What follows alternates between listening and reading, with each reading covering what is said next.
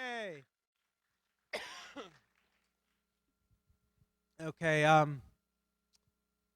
my announcements are next week, the next Vice President of the United States will be here.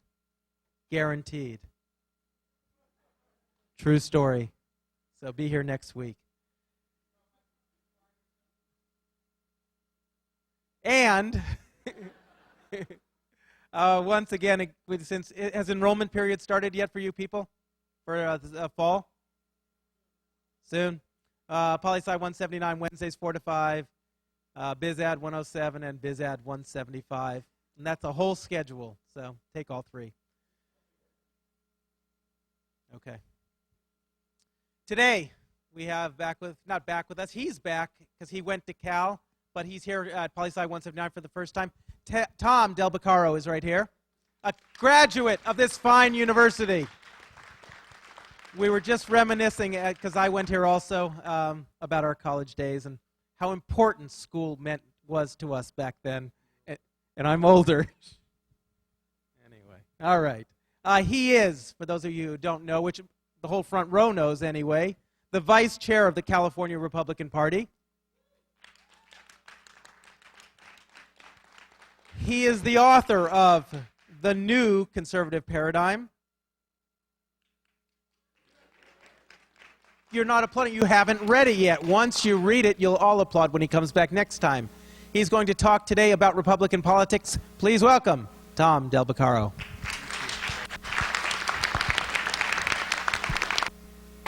How is everyone? Good. Come on. I drove a while to get here. How is everyone? Good. All right, at least you're awake. That'll give me the chance maybe to keep you awake. I actually don't live far away. I live right over the hill. I graduated here in 1983, took a few poli-sci courses, went into law school, and then became a political volunteer. And once that's in your system, it's hard to get out. I like viewer interaction, so I'd like to just get a little bit of a lay of the land. How many people here are leaning Democratic this year, 2008? What are you trying to say? How many people here are leaning Republican? All right. Now, of all the people leaning Democratic, how many are leaning Hillary's way? And how many are leaning Obama's way? Okay, good. What I wanted to talk to you today, obviously you have a great panel tonight. I encourage you to go to that. Just talk a little bit about elections. My book, The New Conservative Paradigm, covers the elections from Eisenhower all the way to today, so that's about the 1950s up until today. And it turns out, in rather broad terms, there's a number of issues that keep coming up in each election. And over the years, the parties actually haven't had the same views on those issues. In fact, sometimes the Democrats have championed a particular version of that issue, and the Republicans were against it. And then other times, the Republicans championed what the Democrats used to champion, and then the Democrats were against it. And what the book goes through is how these ideas have been successful for parties campaigning, and how the party that has opposed them haven't been successful. And what sort of convinced me of the power of these ideas, of course, is if the Democrats can support it and win with it, and then later on the Republicans support it and win with it, that probably tells you that the idea is pretty powerful, and maybe the parties aren't as powerful as those ideas. In fact, that's what America was about. America was not a system set up to promote a party or a person. Those are kings and things of that nature. It was an ideal set up. And we at the Republican Party sort of try and stay in the midst of that ideal, at least from our perspective. We part company with the Democrats on sort of a core philosophy regarding how to make society better. I trust everyone in the room probably, if you're in favor of social stability, please raise your hand. And who here, now you're all, is this juniors or sophomores? What are we? mostly juniors, seniors. Very soon, you will be looking for a job. How many people would like a growing economy in order to get a job? Please raise your hand. How many people don't want a growing economy? We need to talk about that as well. But that is always a very, very important issue. If you remember back from your studies, or maybe you were actually watching back then, back when Bill Clinton first won his election, his campaign guru named James Carville came up with a very important statement that sort of summed it up, and it was what? It's the economy, stupid. American voters who live, frankly, unlike many places in the world, in relative prosperity and free, generally free from worry of invasion or crime compared to, say, if you're living somewhere else like Africa or certain portions in Europe, trouble with crime. Americans generally have security. And so economics is usually at the forefront of their concerns. In fact, voters want presidents and parties that deliver good economic times. That's why he said that, because he said it in a period of time where George Bush Sr. wasn't delivering that good economic time, at least in their view. And what I want to talk to you today about is how we get to that good economic times and what we as Republicans believe in. And what we believe in sort of harkens back to a president named Calvin Coolidge. And his basic philosophy was this: he did not believe that government was an effective social engineer. He did not believe that government could create better societies. They could help, but he believed that free people generally would create a better, obviously freer society. And he thought the role of government was not to guarantee everyone's success, but to create the conditions by which everyone who can succeed. So I'll say that again. Coolidge believed that it was the role of government to foster the conditions under which everyone could succeed. Anybody here know what decade Calvin Coolidge was president during? Yes, sir. The 1920s. What are the 1920s famously known for? The Roaring Twenties. That's right. And I have a little slideshow that I'm going to go with you. It's not very long. And I want to talk to you about how some of these presidents fared economically and how they used the tax code. Now, some of you, or maybe all of you, know the tax code has not been around. The American federal income tax has not been around from the beginning. Anybody tell me what year it was started? 1913. Good. Do you know what president?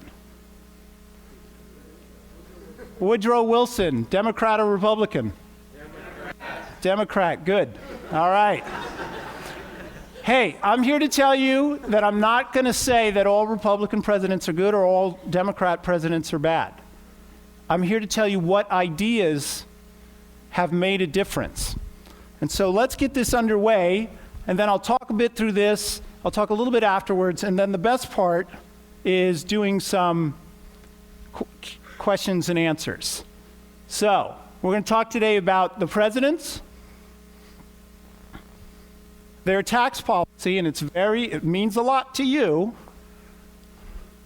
Booms and busts.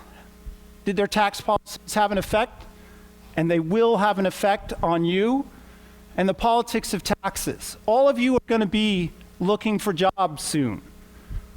And it's much easier to look for jobs when the economy is growing than it is when the economy's contracting.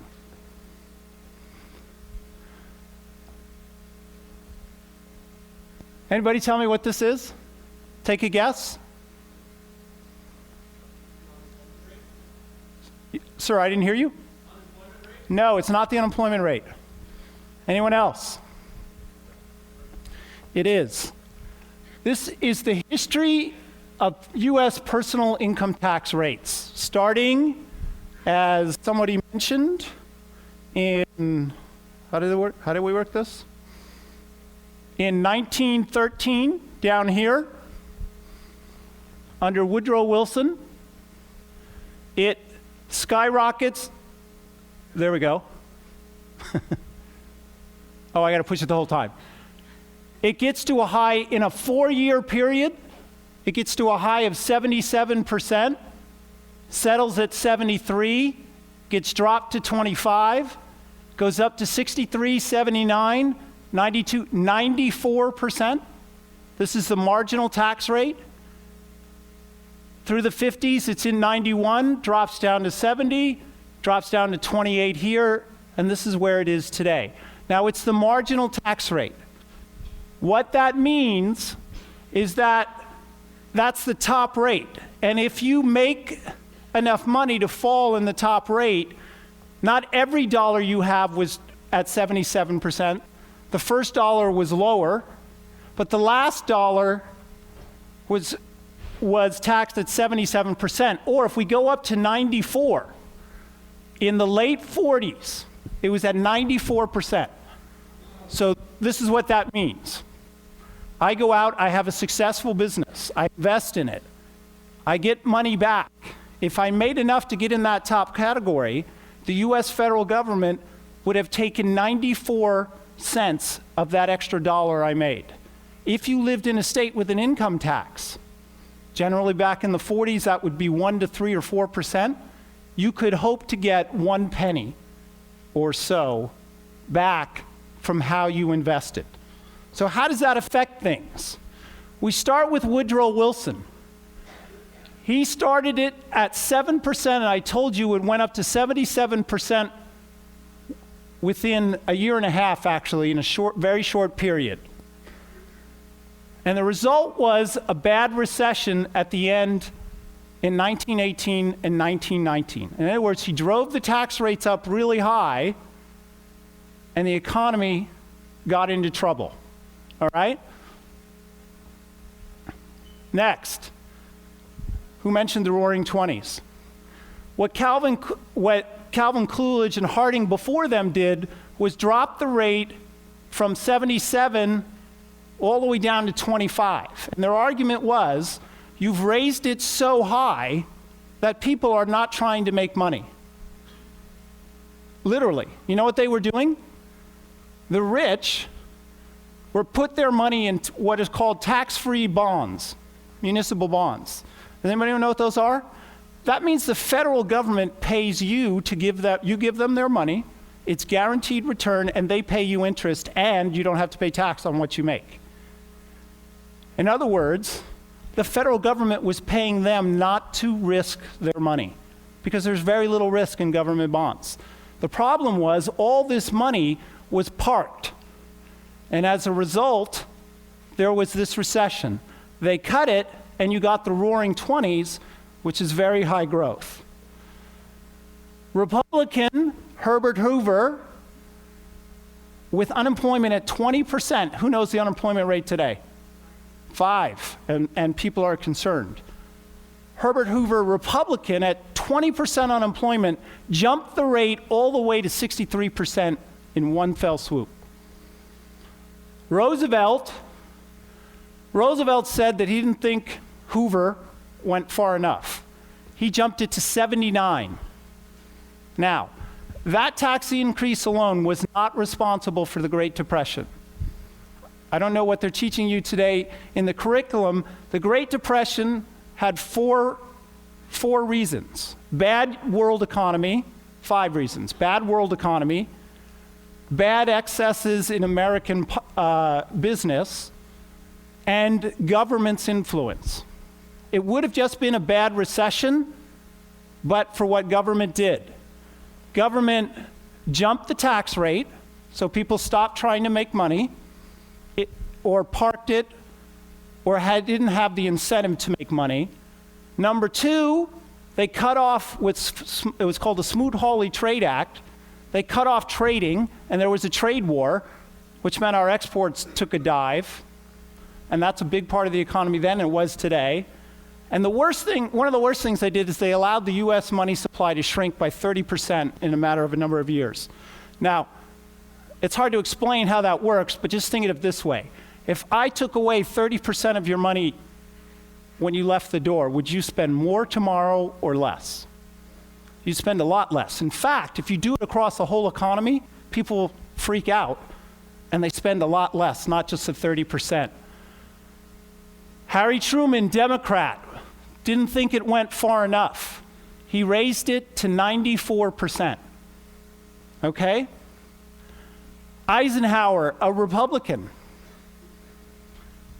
he thought that you had to keep them up there because there was a relatively small deficit at the time. He kept it at 91%. The problem was there's no incentive for people to go out and try at 91% because it's not just that you're going to have to pay money. You carry all the risk. When you go into business, you carry the risk of making any money at all. If your product's no good, if your lemonade tastes bad and nobody buys it, you lose everything, right? But if you succeed and you give them 90-something%, it's not worth it, right? So that's why the Republican did poorly. Now here's where the politics start to come in. During this period of time, the Democrats were in control. During this period of time at the really high rate, the Republicans had the Senate, the House, and the presidency. Eisenhower did not want to cut taxes. He had 3 recessions, and the Democrats started picking up in every election. How well did they do? Democrat Kennedy, who obviously didn't finish out his term, and Democrat Johnson. In 1964, 68 Democrat senators, 290 House members, and the presidency under Johnson. And they cut taxes. The Democrats cut taxes. Kennedy actually had been pushing for cutting taxes for a little over a year and a half, 2 years, before he died. He pushed to cut taxes, and here's what he said, and this is what I'm generally talking about. Kennedy believed that the high tax rate siphoned out of the private economy too large a share of personal and business purchasing power. In other words, he thought the government was taking so much money people couldn't spend it themselves, and reduces the financial incentives for personal effort, investment, and risk-taking. This, my friends, right here, said in a Kennedy speech, is exactly what Republican Coolidge said.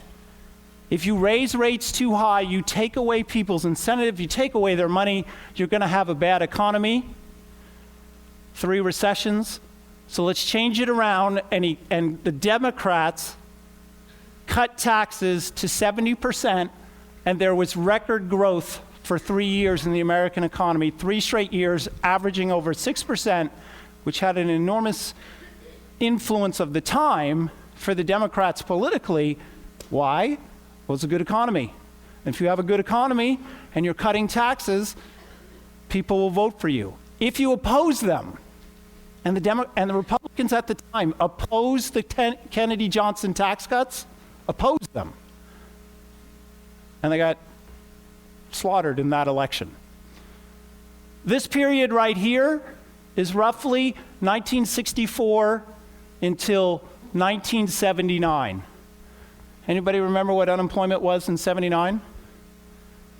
10%. Anybody know what the interest rates were in 1980, 79, 80? What they peaked at? 21.5.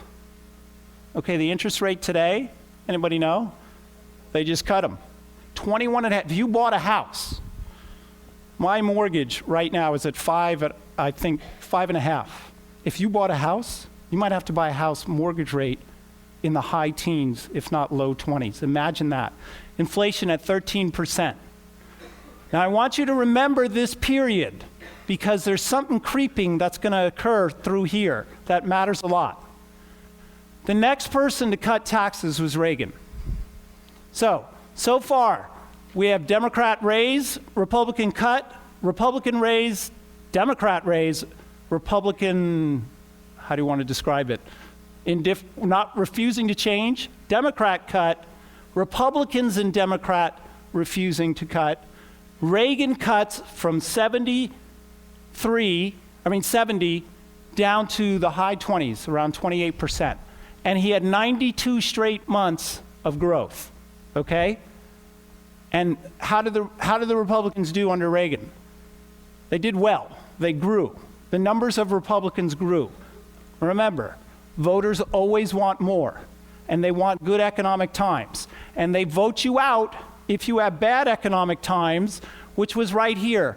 When Gerald Ford ran for re-election against Carter, he had bad economic times. He had almost double-digit unemployment, and he had he did have 12% inflation. So President Ford lost because he had bad economic times. His Watergate pardon didn't help him. But the guy in office with bad economic times has trouble. Reagan cuts them, they do well. Bush Sr., Republican, raised taxes. The economy, frankly, skipped a heavy beat.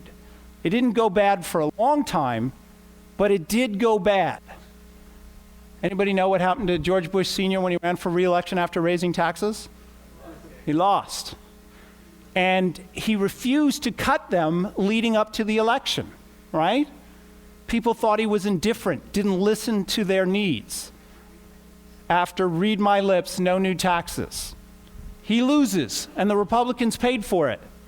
Then you get to Bill Clinton, who raised taxes in this period of time and came up to here. Now, Bill Clinton raised taxes there was a recession right in here. That turned around and the economy started growing again. Because, why? Because the rates had come down so much that there was a lot of growth yet to go in this period. And the way Bush raised them, he raised them and it screwed up the real estate industry. If you have someone in your family who was in the real estate industry during Bush's term, ask them Bush Sr., ask them what they thought. It was a disaster. There was something called paper gains. And people who weren't even making money in reality wound up going bankrupt. Clinton raised taxes here. Does anybody remember what happened to Clinton after he raised taxes in 1994? What happened that year? The Congress turned over to the Republicans for the first time since way back here. He said he was going to do a middle-class tax cut. He broke his promise. All the Republicans voted against it. And for the first time in 40 years, the Republicans took back the Congress.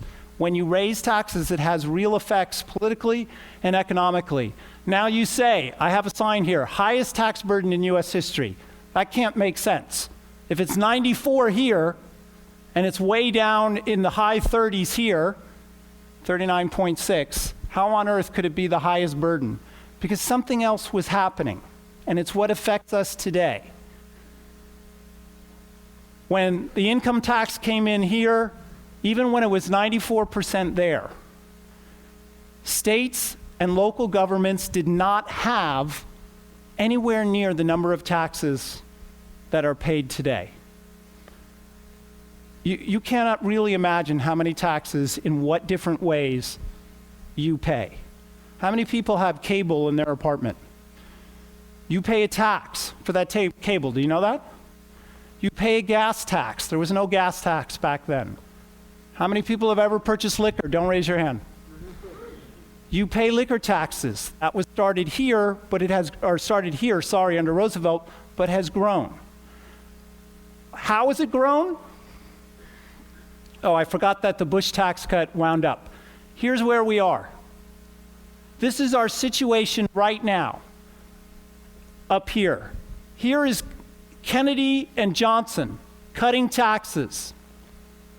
Now, with the influence of all the other taxes we pay, the tax burden on the average tax burden on the household is the second highest in history. So even though the federal income tax rate has come down,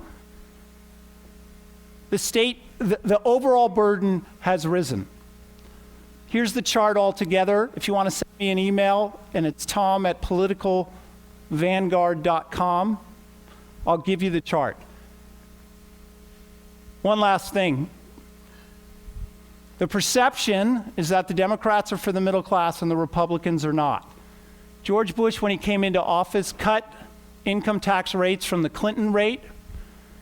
And you can see in almost every category, except for this one, the Republican rate under George Bush is lower for the middle class, and the middle class defined 30,000 to 125. The Republican existing rate is lower than the Democrat rate.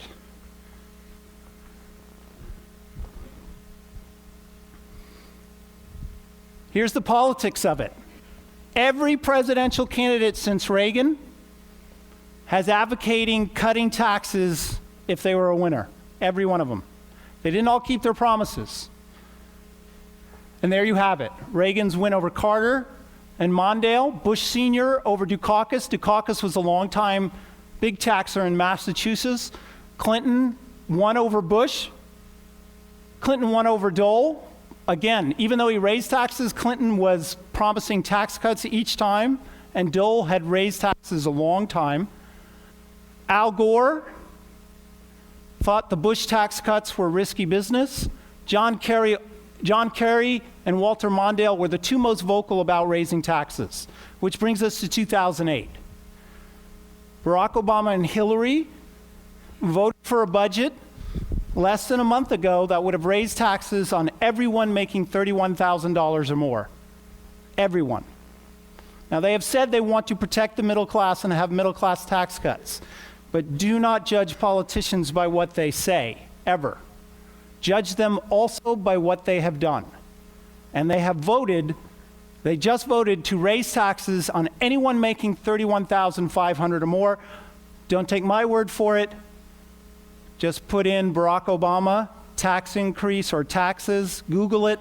The vote was in March. Same with Hillary. John McCain, by the way, wants to keep the existing Bush tax cuts, which lowered them for the middle class, and he also wants to further cut taxes. We have a weak economy, folks, because of this. You cannot tax people into prosperity. In fact, Churchill said, something to this effect. Some say can tax themselves into prosperity is the equivalent of a man who steps into a bucket thinking he can lift himself up. Can't be done. You gotta have low taxes to have a vibrant economy over a long period of time, because in order to make things work, you gotta have consistency. Investment is based on consistency, whether it's UC Berkeley's pension or IBM's future. They want consistency. This is no way to run an economy.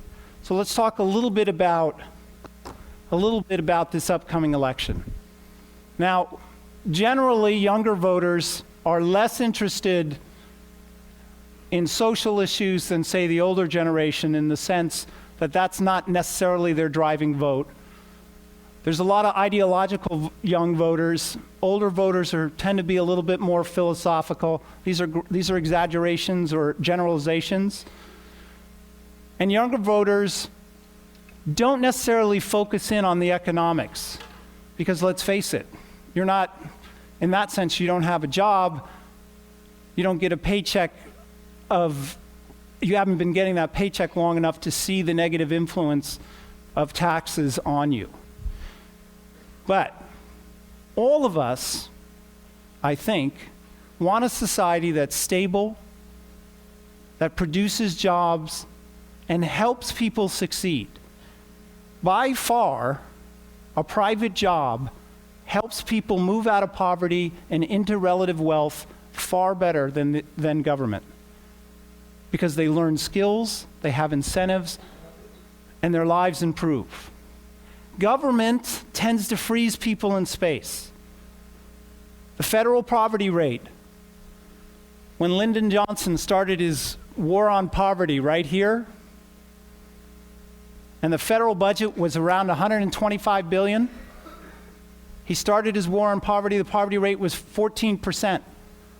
We have spent, depending on how you count it, and it can be counted different ways, $6, $7, $8, $9 trillion on social welfare, something like that. You know what the poverty rate is? It's 14%. Because government really can't create success for people. Freedom does. And that, again, is where I started, and then I'd like to answer some questions. That's where I started. Republicans believe that the role of government is to help foster conditions under which people can succeed. Do we help the least among us? Of course we need to do that. Is education important? Of course it is. But the overarching policy can't be, in our view, that government should create solutions, because governments grow. Coolidge's budget was $3 billion. It's $3.1 trillion today. It's going to keep growing, but it can't keep going forever, especially when you consider our population will start to dwindle in the next 20 or 30 years. We can't afford it. We certainly can't pay the high tax rates. We need lower rates to give everyone a chance to succeed. And frankly, this election is about whether we're going to have lower rates or not, because both Hillary and Barack want to push them much higher than they are today. And in this weak economy, it's going to make it very hard for you to get jobs. Just the other day, a longtime Republican volunteer was in the mortgage industry, and he's driving a cab because the economy went tanked in that industry because of the government, what the government did wrong. And now his life is sort of stuck in reverse, if you excuse the pun. We need a growing economy to move forward. So as you're considering voting for Barack, maybe even Hillary or John McCain, think about the long term, because a bankrupt government is not a compassionate government. It's not a good government. We need a steady base of growth to support the programs which you really think are essential. And that means, for me and for many Americans, especially those who voted for the 7 presidential winners, that you got to vote for the tax cutter, not the tax increaser. Thank you, and I'd love to answer some questions.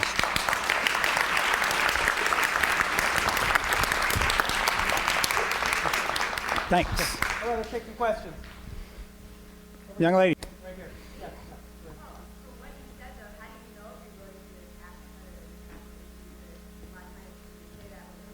Yes. Yes. Can you repeat the question? She asked, basically, how do you know whether you're voting for the tax cutter or the tax increaser? Because there are politicians running, and they often just say things. Again, you got to go on your record, somebody's record. You know, politicians have this insatiable desire to be elected, and the vast majority of them get caught up with it and say a lot of stuff. John McCain has never voted for a tax increase. He says he wants to cut taxes so the economy can grow and we can have a stable system. Barack just voted for a tax increase. He just did. The budget he voted for would have raised taxes on every American taxpayer making over $31,500, which happens to be the lowest rate, the cutoff rate now. So if you look on their record, that's what they want to do. And that is again, it's an important issue. You cannot pay for government during the Great Depression. It doesn't work. If you have programs you like, you got to have a stable system. Yes.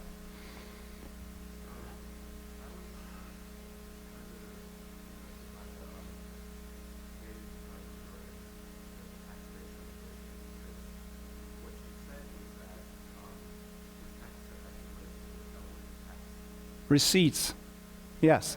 When you cut taxes and you have a thriving economy, your receipts go up.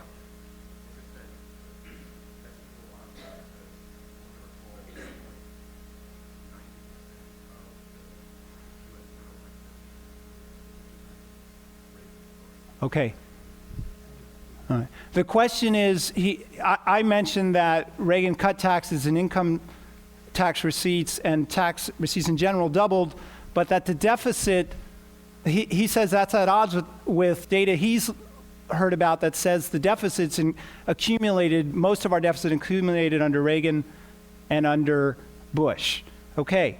Deficits are a two-part equation. Two-part equation. How much are you taking in and how much are you giving out? Tax policy does not relate to the give out part. Tax policy relates to how much you're taking in. And when Reagan took over, tax receipts were shrinking 2.8% a year. So they were going down. Eventually, the tax cuts took hold and the receipts went up because the economy is doing well.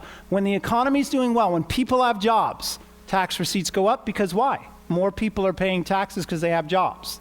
When the economy is doing poorly, Carter, some of these other people, tax receipts drop off.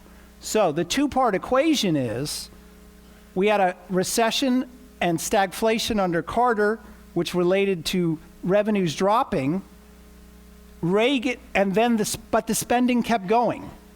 And until the revenues caught up over time, that's why the deficit seemed to accumulate. The smart thing to do is to, when you have a situation where they're falling, is to slow down how much you're spending, otherwise you're going to get out of whack. That's our problem in California today. Spending in California has grown 44% since Schwarzenegger's been in. The economy's soft now, and that's divergent. So it's a two-part equation. The spending is what caused the deficit because the revenues actually caught up and went a lot more. Yes?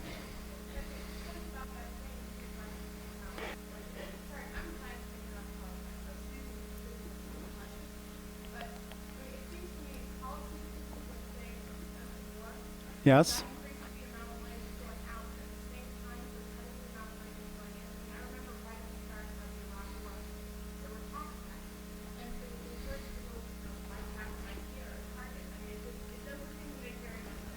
Okay, you raise an excellent point. Her point is the Iraq War cost money, no question about it, and it raised spending, no question about it. At the same time, there were tax cuts, and did that result in cause more of the deficit?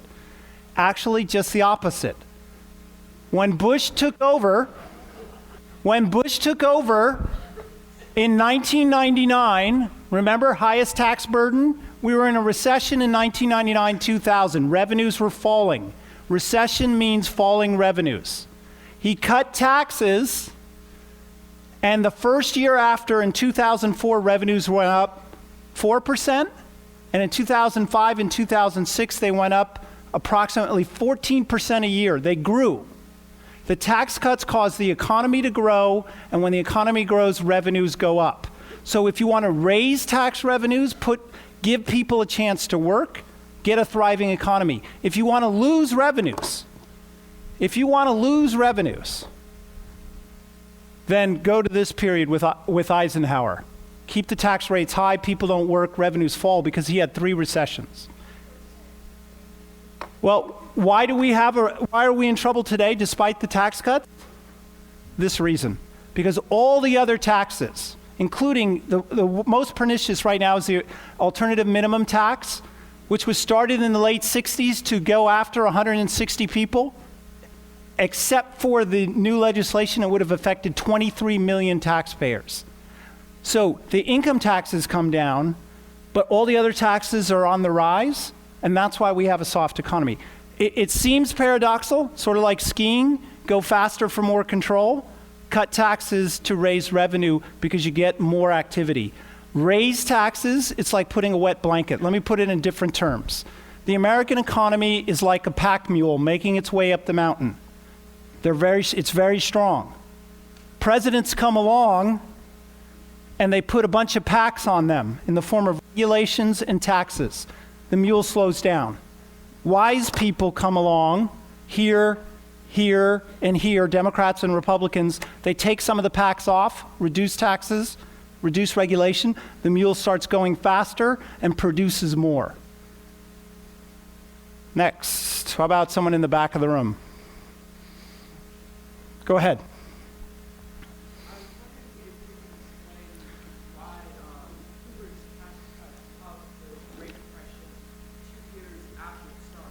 Okay, it was not, it didn't. That's an important question. Actually, Hoover's tax increase, right? That's what you meant? Okay. In 1929, we were not in the quote-unquote Great Depression. We were in a very soft, sort of a bad recession. The period that you know of as the Great Depression is after 1930 and going forward. So, I didn't say that Hoover's tax increase started the bad economy. I said If you read this here, the downturn started in 29 due to a poor world economy, the stock market crash, and an economic correction brought on by bad business practices. The Great Depression resulted with the troika of high tax rates, the Bad Trade Act, and afterwards. So the tax increase did not cause it. It was part of a process that deepened the recession and it didn't have to be the Great Depression. Without these dumb things that government did, it could have just been just like 1918. Yes?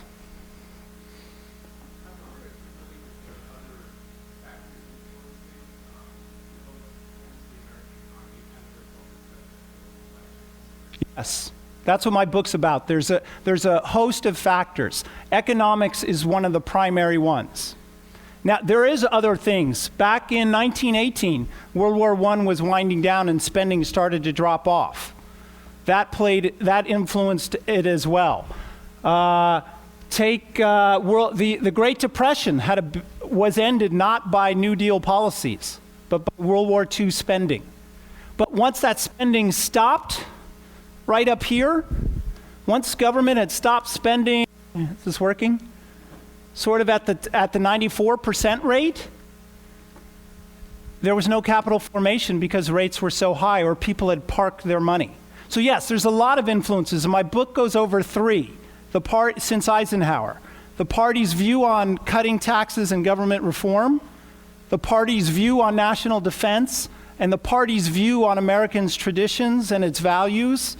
You've heard those ideas. Those three pillars have had huge effect, and my book analyzes all three. I wasn't given a full hour today, so I just could only, or I was, but I couldn't go over it all. Yes?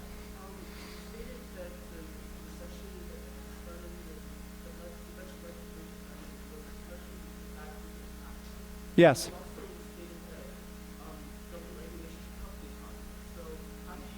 No, government it can, but remember, the difference is in a very young and immature national economy like in the 20s, there was virtually no regulation. And it was easy for things to get essentially out of whack, and greedy bad business practices led to some troubles. Today, we've gone overboard. We have far too many regulations. In fact, the United States has the highest regulatory burden in the world.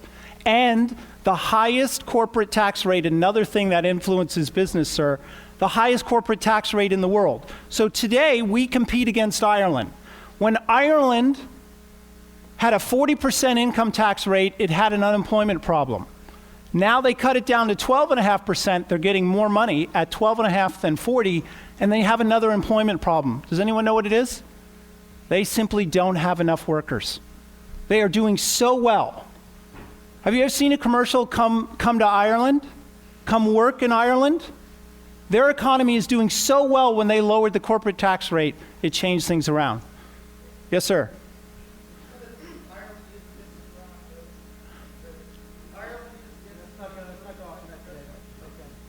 All right, one more, and then I actually brought a couple of my books that I'd be willing to hand out.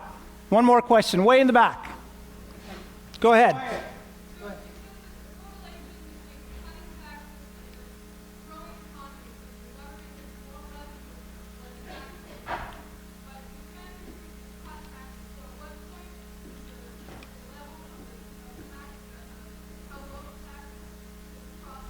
Okay. Okay. Actually, her question is, what's the balance point about how low you should cut them? I was just repeating what John Kennedy said when he said we need to lower tax rates. The answer is probably around 15% is optimal. In order to have enough incentives and to produce the tax base which is best. I need to wrap up. I'll be happy to answer some questions. Realize this. You're just starting this process. You're going to be involved for the long haul. You have Google. You have search engines. Don't just believe what they're saying. Go behind it. Read about people like John Kennedy cutting taxes and Ronald Reagan, and we can all make a better tomorrow. Thank you very much. Thank you.